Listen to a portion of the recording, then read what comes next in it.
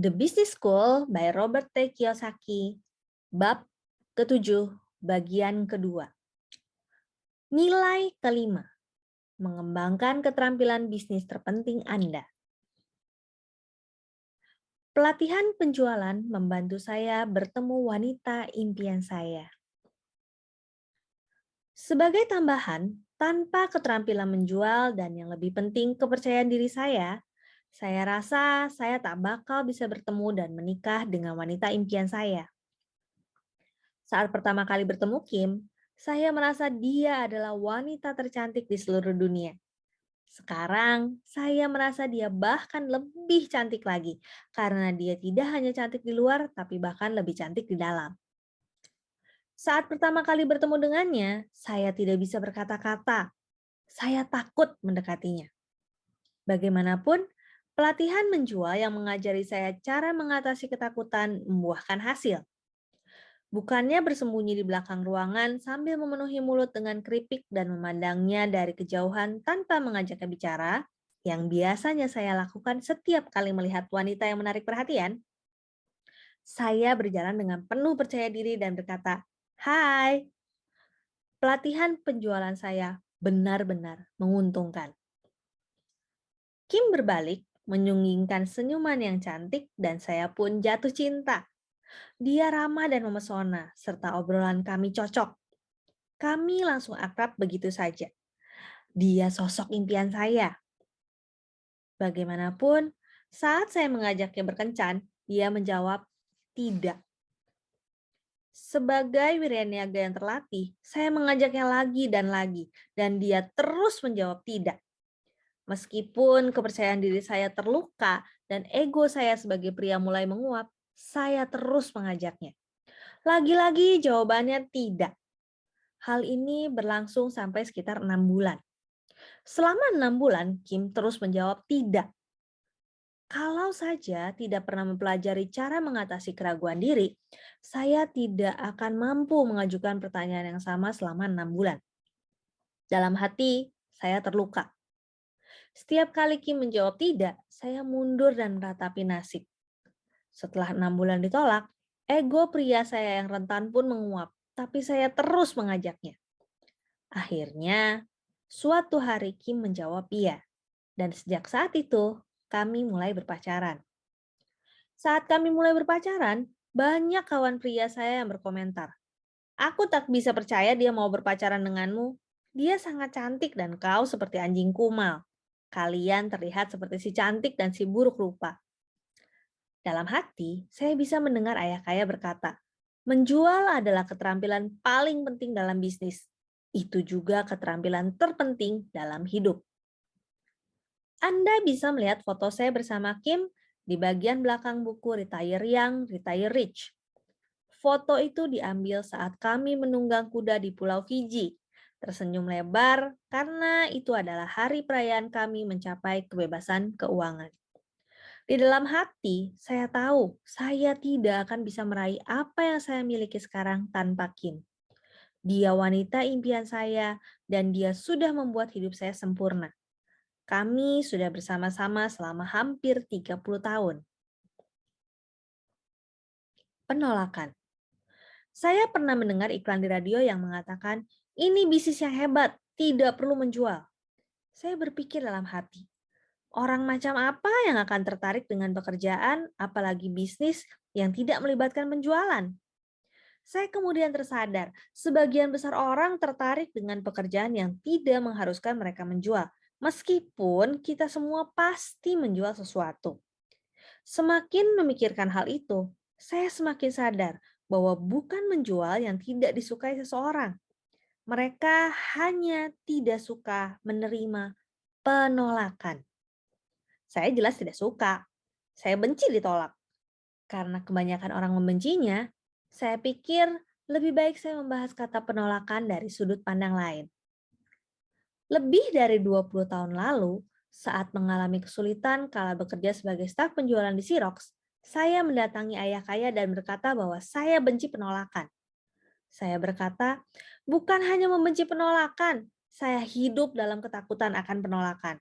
Saya mendapati diri melakukan segala sesuatu yang mungkin dilakukan untuk menghindari situasi saat saya akan ditolak. Ada kalanya saya berpikir lebih baik mati daripada ditolak. Setiap kali saya mengetuk pintu dan sang sekretaris berkata, "Kami sudah punya mesin fotokopi." Atau, "Kami tidak tertarik membeli mesin fotokopi baru, apalagi dari Xerox." Atau, "Bos kami tidak mau bicara dengan wiraniaga." Atau, "Kami tertarik dengan penawaran Anda, tapi kami memilih berbisnis dengan kompetitor Anda, IBM." Saya ingin menggali lubang dan mengubur diri. Semakin memikirkan penolakan, saya semakin ingin berhenti dan melarikan diri. Semakin saya berlari dari penolakan, bos saya di Xerox jadi semakin ingin memecat saya. Penolakan sama dengan kesuksesan. Ketakutan akan penolakan serta rendahnya penghargaan diri dan kepercayaan diri membuat hidup saya berantakan. Dari luar saya terlihat percaya diri dan mudah bergaul. Saya terlihat seperti John Wayne, sang marinir Amerika Serikat dari luar. Tapi di dalam, saya bagaikan Pee Wee Herman. Pada titik rendah dalam hidup saya itulah, sesaat sebelum saya dipecat, ayah kaya menyampaikan kata-kata bijak terbaiknya kepada saya. Pada hari ketika saya diminta memasuki tahap percobaan oleh manajer saya di Xerox, ayah kaya berkata, "Orang paling sukses di dunia adalah orang yang paling sering ditolak." "Apa?" tanya saya, tidak yakin saya mendengar dengan benar. "Orang paling sukses di dunia adalah orang yang paling sering ditolak." Tepat sekali, ujar ayah kaya. Dan di sisi lain, orang yang paling jarang ditolak adalah orang yang paling tidak sukses. Jadi, kalau ingin sukses, saya harus ditolak dan terus ditolak, kata saya. Benar, ujar ayah kaya sambil tersenyum. Saya tidak paham, mohon dijelaskan. Lihatlah Presiden Amerika Serikat kita sekarang. 45% dari pemilih itu berarti puluhan juta orang tidak mendukungnya. Mereka menolaknya. Pernahkah kau ditolak oleh jutaan orang?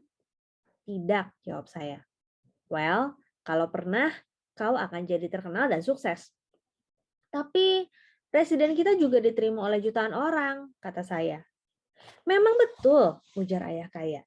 Tapi bisakah dia menjadi presiden Amerika Serikat kalau dia takut ditolak? Tidak, saya rasa tidak. Saya tahu banyak orang yang berbuat lebih jauh daripada sekedar menolaknya. Banyak orang membencinya. Dia harus dikawal penjaga karena banyak orang ingin membunuhnya. Saya rasa saya tidak sanggup menghadapi tekanan semacam itu. Dan mungkin itu sebabnya kau tidak meraih kesuksesan yang sebenarnya kau inginkan dan sanggup kau raih. Intinya, tidak ada orang yang suka ditolak. Namun, pelajaran hari ini adalah orang yang melarikan diri dari penolakan adalah orang-orang yang paling tidak sukses di planet ini.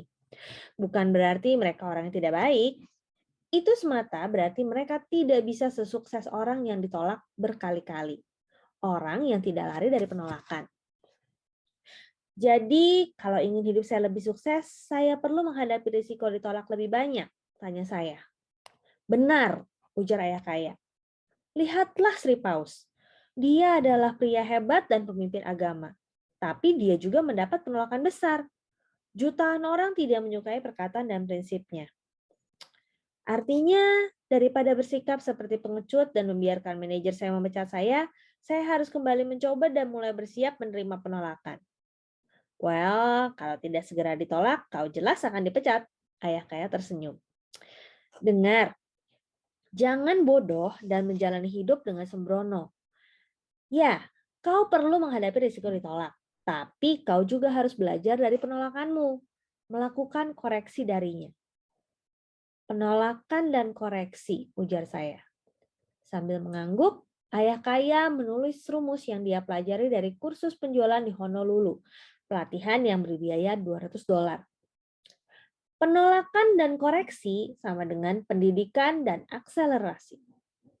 Saya sudah mengikuti rumus ini selama bertahun-tahun. Setiap kali ditolak, saya bertanya ke diri sendiri, di mana saya melakukan kesalahan? Apa yang bisa saya kerjakan dengan lebih baik? Kalau tidak menemukan jawaban yang memuaskan, saya akan berdiskusi dengan seseorang dari bagian penjualan. Membahas apa yang terjadi. Mungkin mengulangi situasi lewat bermain peran. Dengan teman saya menjadi pembeli dan saya menjadi penjual. Intinya, saya tidak menyebut orang yang menolak saya sebagai orang brengsek, miskin, pelit, atau pecundang. Saya sama sekali tidak memikirkan omong kosong seperti itu. Dan dalam hati berterima kasih kepada orang yang telah memberi saya kesempatan untuk belajar, mengoreksi, dan mengembangkan diri. Saya bertanya kepada diri sendiri, lain kali dengan cara bagaimana saya bisa menyikapi situasi dengan berbeda dan lebih baik? Dan hal itu membawa Bapak kepada pendidikan dan akselerasi hidup. Saya menambahkan. Menurut saya, itulah rumus untuk sukses di semua aspek kehidupan, ujar ayah kaya. Berarti kalau saya menjauhi penolakan, proses itu tidak akan bisa dimulai? Tanya saya. Penolakan adalah awal dari pendidikan. Sambil mengangguk, ayah kaya tersenyum dan berkata, "Kau sudah paham." Itulah sebabnya orang yang menghindari penolakan untuk jangka panjang akan kalah sukses dibandingkan orang yang menghadapi penolakan. Kebanyakan orang gagal sukses karena mereka tidak cukup sering ditolak. Saya paham, ujar saya sembari tersenyum pada ayah kaya. Beberapa hari kemudian, saya menawarkan diri bekerja untuk lembaga amal non-profit sebagai staf penelepon yang menelepon untuk mencari dana. Saya tidak melakukannya demi uang. Saya melakukannya agar saya bisa membantu tujuan yang baik sekaligus belajar ditolak lebih banyak. Saya sadar jumlah penolakan yang saya terima per hari terlalu sedikit jika hanya bekerja di Xerox. Dengan menelepon nomor acak untuk meminta dana setiap malam, saya bisa ditolak lebih banyak. Saya tahu bahwa semakin sering ditolak, semakin besar koreksi yang bisa saya lakukan. Semakin banyak koreksi yang saya lakukan, semakin saya berpendidikan. Dan semakin saya berpendidikan, saya juga akan menjadi semakin sukses. Pada 3 malam setiap minggu, setelah pulang bekerja dari Xerox, saya bekerja di kantor amal. Selama 1 tahun, saya menelepon tanpa bayaran. Dalam tahun itu, saya yang awalnya nyaris dipecat, menjadi penjual nomor 1 selama 2 tahun berturut-turut. Begitu mencapai kesuksesan penjualan di Xerox, saya mengundurkan diri untuk menggeluti bisnis dompet peselancar berbahan nilon dan velcro. Saya pun memulai perjalanan saya menuju kuadran B. Pelajaran yang saya terima adalah, semakin saya menghadapi resiko ditolak, semakin besar kesempatan saya diterima. Sekali lagi, semakin saya menghadapi resiko ditolak, semakin besar kesempatan saya diterima. Penolakan 98%. Sebelum meninggalkan topik tentang penolakan, saya merasa ada baiknya menampilkan beberapa contoh nyata tentang topik itu. Saat saya berkuliah di sekolah bisnis untuk beberapa waktu, salah satu dosen di sana bertanya, agar bisa sukses dalam bisnis, Anda perlu menjadi benar setidaknya 51% setiap saat. Menurut saya, itu informasi yang salah. Kenyataannya, seseorang bisa sukses dengan persentase benar yang jauh lebih rendah. Sebagai contoh, dalam bisnis surat langsung atau direct mail, bila satu perusahaan mengirimkan 1 juta surat dan mendapat respon 2%, itu seringkali dianggap sebagai sukses besar. Itu hanya menunjukkan bahwa 98% orang berkata tidak. Kalau 98% menolak surat yang dikirim, itu menunjukkan masih ada 2.000 orang yang menjawab iya.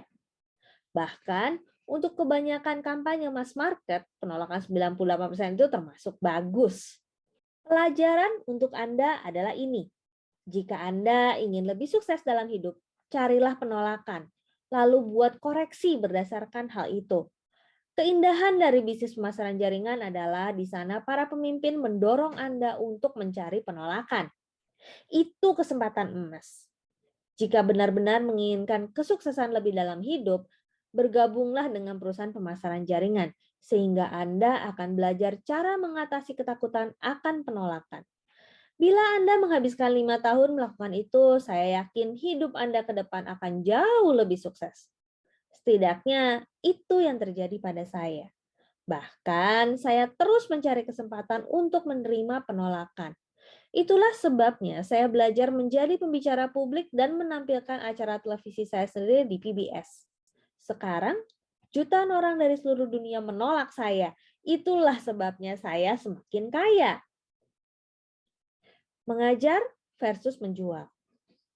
Pemasaran jaringan menawarkan tantangan yang lebih besar daripada yang ditawarkan Xerox kepada saya. Alasan saya mengatakan hal itu adalah karena di Xerox yang perlu saya lakukan hanyalah belajar menjual. Dalam pemasaran jaringan, Anda tidak hanya perlu belajar menjual, Anda juga harus belajar mengajari orang lain untuk menjual. Kalau bisa menjual tapi tidak bisa mengajari orang lain untuk menjual, Anda tidak akan bisa sukses dalam pemasaran jaringan. Itu berarti hal indah dari pemasaran jaringan adalah jika ingin sukses, Anda harus menjadi guru yang baik. Jika senang mengajar, Anda akan sukses dalam bisnis pemasaran jaringan. Secara pribadi, saya merasa mengajar jauh lebih memuaskan daripada hanya menjual.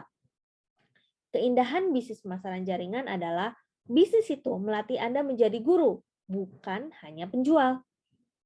Jika Anda suka belajar dan mengajar, bisnis pemasaran jaringan adalah bisnis yang luar biasa untuk digeluti. Itulah alasan saya memberi judul buku ini The Business School untuk mereka yang suka menolong orang. Manajer penjualan tidak menjual, mereka mengajar. Ketika melakukan penelitian pasar di berbagai bisnis pemasaran jaringan, saya mendapati banyak orang sukses yang bekerja sangat keras dan dapat menjual, tapi bisnis mereka tidak sukses. Alasannya adalah mereka menjual kepada orang-orang yang tidak bisa menjual. Sebagai contoh, saya menghadiri pertemuan dan seorang pemilik bisnis baru telah mengundang beberapa teman serta keluarganya untuk belajar tentang kesempatan bisnis yang mereka miliki. Saat duduk mendengarkan presentasi itu, saya sadar upline sponsor pemilik bisnis barulah yang menyampaikan seluruh presentasinya. Pemilik bisnis baru itu tidak mengatakan apapun. Setelah pertemuan itu, saya bertanya kepada pemilik bisnis baru, apakah ketua upline-nya menyediakan waktu untuk mengajarinya menjual? Dia menjawab, tidak. Upline saya hanya ingin kami mengajak orang menghadiri pertemuan. Dia yang akan menjual karena dialah penjual terbaik dalam tim. Saat itu juga saya langsung paham ada kelemahan dalam sistem pendidikan perusahaan pemasaran jaringan tersebut. Pertama, tidak ada pelatihan yang berharga.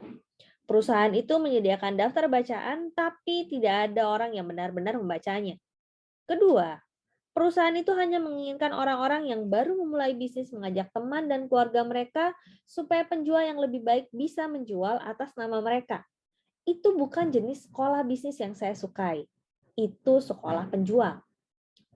Saat saya bekerja di Xerox, manajer penjualan saya, Charlie Robinson, adalah salah satu guru terbaik yang pernah saya miliki.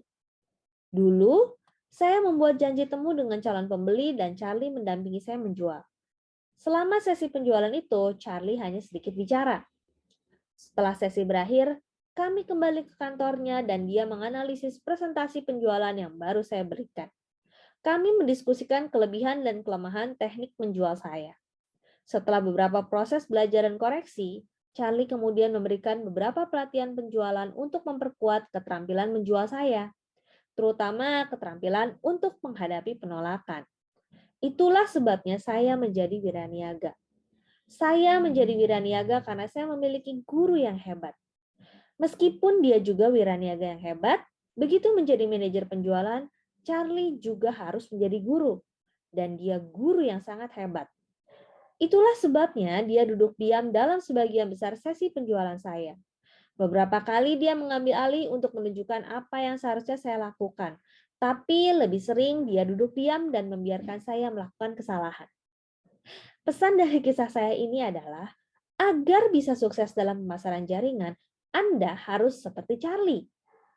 Seorang penjual dan guru yang hebat.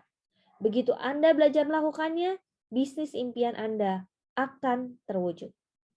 Sales Dogs. Saya dan teman baik saya, Blair Singer, sudah saling mengenal selama 30 tahun. Blair adalah seorang Rich Dad Advisor, serta penulis 2 buku dalam seri Rich Dad Advisor, Sales Dogs dan Team Code of Honor. Pertama kali dipublikasikan dengan judul The ABCs of Building a Business Team That Wins. Kami berdua sama-sama memulai sebagai staf penjualan junior di Hawaii. Dia bergabung dengan Burroughs Corporation yang sekarang dikenal sebagai Unisys pada saat yang bersamaan dengan bergabungnya saya ke Xerox. Kami menjalani berbagai pelatihan penjualan perusahaan.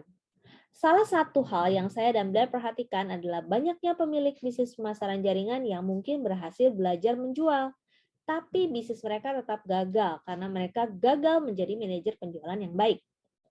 Dalam dunia bisnis Amerika, manajer penjualan adalah guru, bukan hanya penjual. Dalam buku Sales Talks, Blair membahas berbagai tipe penjual yang bisa ditemukan di berbagai organisasi penjualan dan bagaimana masing-masing dari mereka dapat dilatih secara berbeda.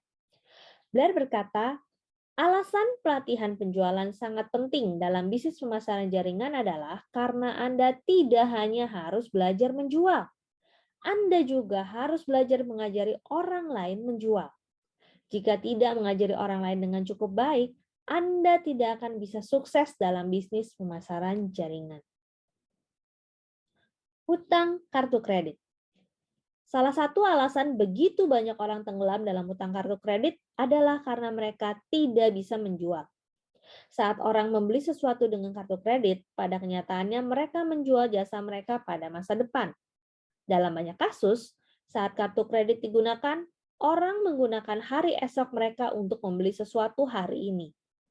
Alasan sebagian besar orang berurusan dengan utang kartu kredit adalah karena mereka diajari untuk menjadi pembeli yang hebat, tapi tidak menjadi penjual yang hebat. Alih-alih menjual hari esok Anda, saya menganjurkan Anda bergabung dengan bisnis pemasaran jaringan, lalu mempelajari cara menjual. Jika belajar menjual dan mampu membangun bisnis pemasaran jaringan yang sukses, Anda akan mampu menggunakan kartu kredit untuk membeli apapun yang Anda inginkan dan melunasi tagihan kartu kredit setiap akhir bulan. Bagi saya, itu lebih masuk akal ketimbang menjual hari esok Anda. Saya dan Anda sama-sama tahu bahwa kita tidak akan punya masa depan jika menjual hari esok kita. Kesimpulan, sederhananya kemampuan menjual adalah keterampilan yang sangat penting bagi semua orang. Kucing saya juga menjual sesuatu. Bahkan, kucing saya adalah penjual yang lebih baik daripada kebanyakan orang. Setiap pagi, kalau saya tidak memberinya makan ketika dia lapar, kucing kecil saya akan memberitahu saya apa yang dia inginkan dan kapan dia menginginkannya. Manusia dilatih untuk tidak melakukan hal itu. Bisnis pemasaran jaringan bisa mengembalikan kemampuan alami Anda untuk mendapatkan apa yang Anda inginkan dalam hidup dengan mengajari Anda cara menjual dan cara mengajari orang menjual.